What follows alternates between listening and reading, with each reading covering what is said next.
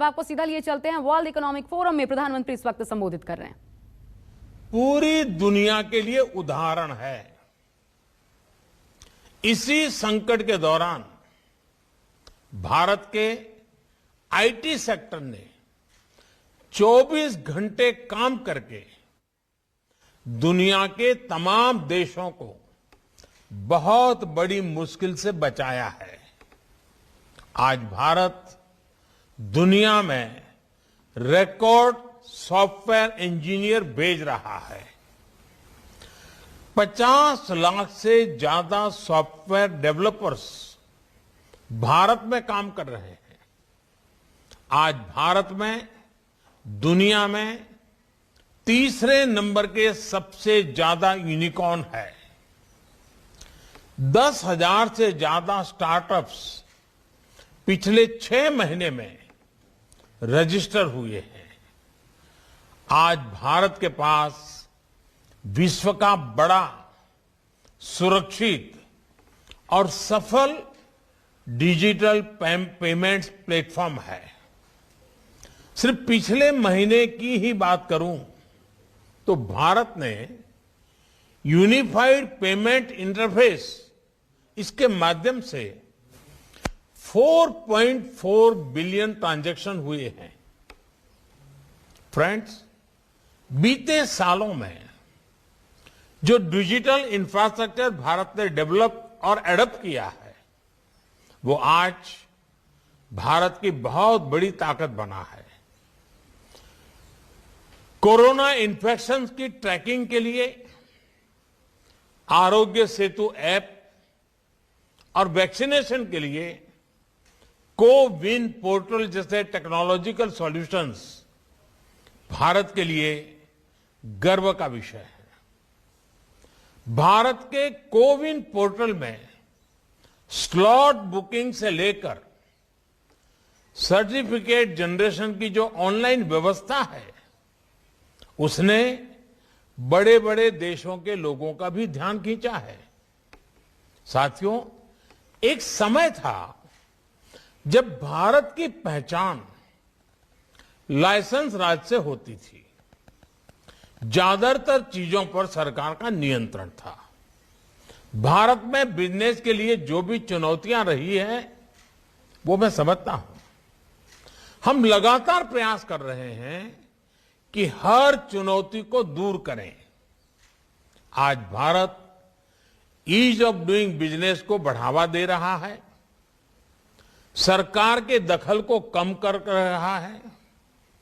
भारत ने अपने corporate tax rates को सिंप्लीफाई करके, कम करके उसे दुनिया में मोस्ट कॉम्पिटिटिव बनाया है।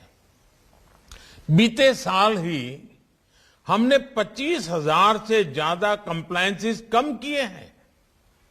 भारत ने रिट्रोस्पेक्टिव टैक्सेस जैसे कदमों में सुधार करके बिजनेस कम्युनिटी का विश्वास लौटाया है।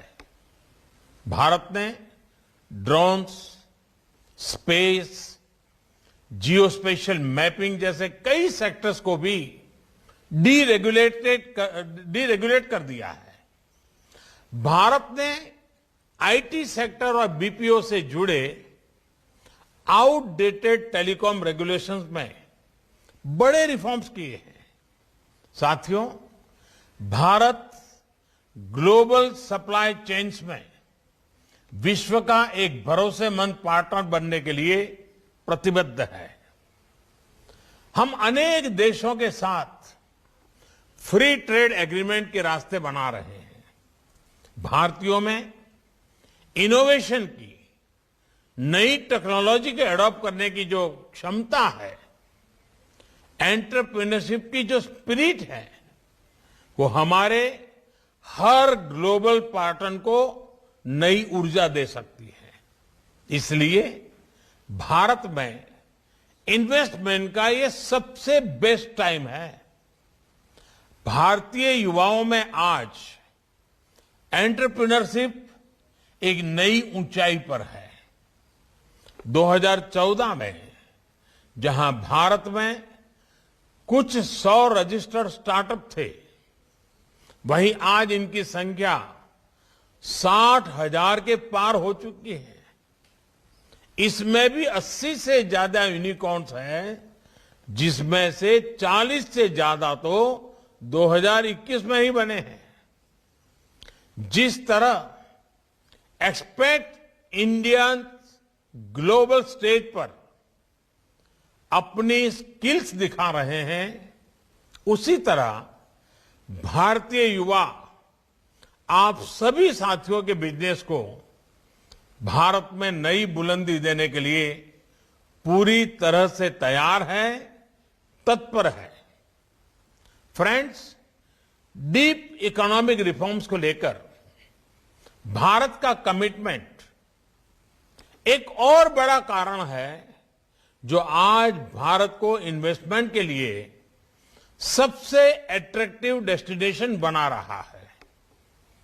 कोरोना काल में जब दुनिया क्वांटिटेटिव ईजिंग प्रोग्राम जैसे इंटरवेंशन पर फोकस कर रही थी, तब भारत ने रिफॉर्म का रास्ता सशक्त किया। डिजिटल और फिजिकल इंफ्रास्ट्रक्चर को आधुनिक बनाने के सबसे बड़े प्रोजेक्ट्स को कोरोना काल में ही अभूतपूर्व गति दी गई।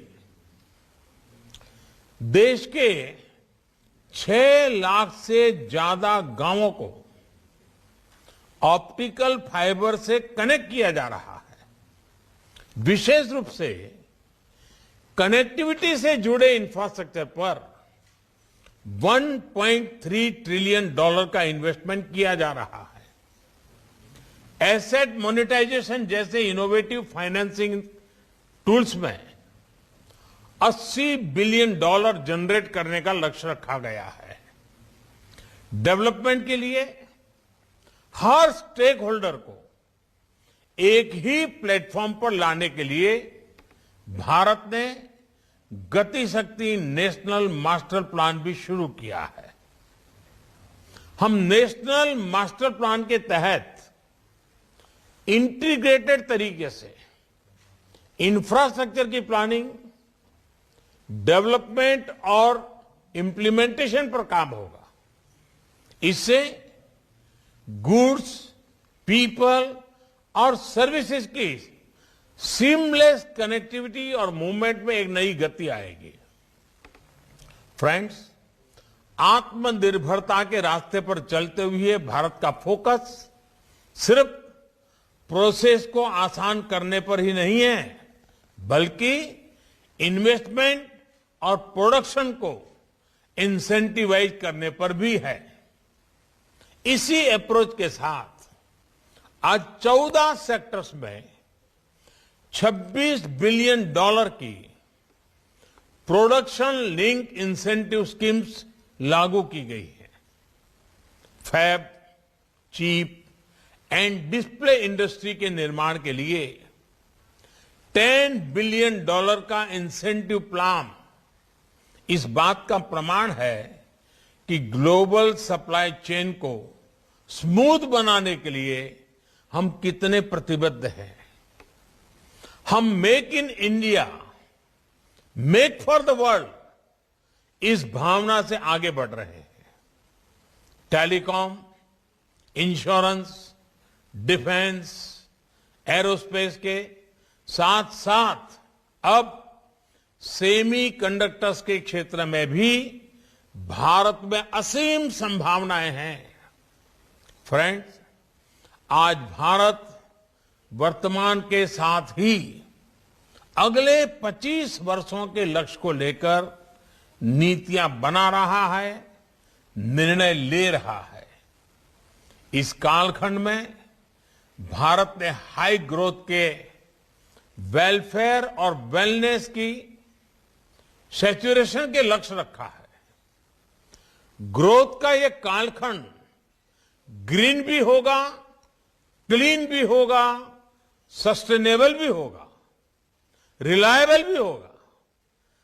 ग्लोबल गुड के लिए बड़े कमिटमेंट्स करने और उन पर खरा उतरने की परंपरा को जारी रखते हुए हमने 2070 तक नेट जीरो का टारगेट भी रखा है।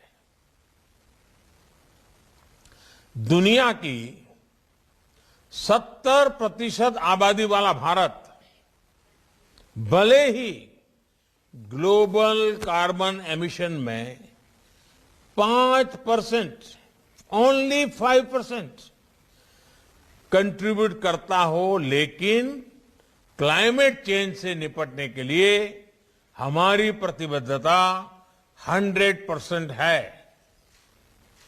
इंटरनेशनल सोलर अलायंस और coalition for disaster resilient infrastructure for climate application adaption जैसे इनिशिएटिव इसका प्रमाण है। बीते वर्षों के प्रयासों का नतीजा है कि आज हमारे एनर्जी मिक्स का 40% हिस्सा नॉन फोसिल सोर्सेज से आ रहा है। भारत ने पेरिस में जो ऐलान किया था वो हम टारगेट से 9 साल पहले ही प्राप्त कर चुके हैं।